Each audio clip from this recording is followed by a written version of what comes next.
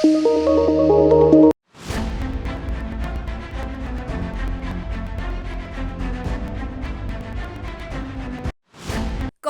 ಮಲೆನಾಡು ಭಾಗದಲ್ಲಿ ಮುಂಗಾರು ಆರ್ಭಟಕ್ಕೆ ಚಿಕ್ಕಮಗಳೂರು ಜಿಲ್ಲೆಯಲ್ಲಿರುವ ನದಿಗಳು ಮೈದುಂಬಿ ಹರಿಯುತ್ತಿವೆ.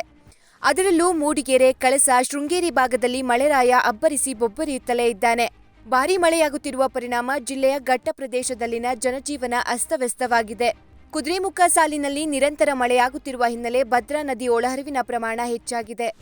ಮೂಡಿಗೆರೆ ತಾಲೂಕಿನ ಬಕ್ಕಿ, ಕಿತ್ತಲೆಗಂಡಿಯಲ್ಲಿ ಹೇಮಾವತಿ ಅಪಾಯ ಮಟ್ಟ ಮೀರಿ ಹರಿಯುತ್ತಿದ್ದು ತಗ್ಗು ಪ್ರದೇಶಗಳು ಮುಳುಗಡೆ ಭೀತಿ ಎದುರಿಸುತ್ತಿವೆ. ಶೃಂಗೇರಿ ತಾಲೂಕಿನ ಕೆರೆಕಟ್ಟೆ ಪ್ರದೇಶದಲ್ಲಿ ಭಾರೀ ಮಳೆಯಾಗುತ್ತಿದ್ದು ತುಂಗಾ ನದಿ ಒಳಹರಿವಿನಲ್ಲಿ ಭಾರೀ ಏರಿಕೆಯಾಗಿದೆ.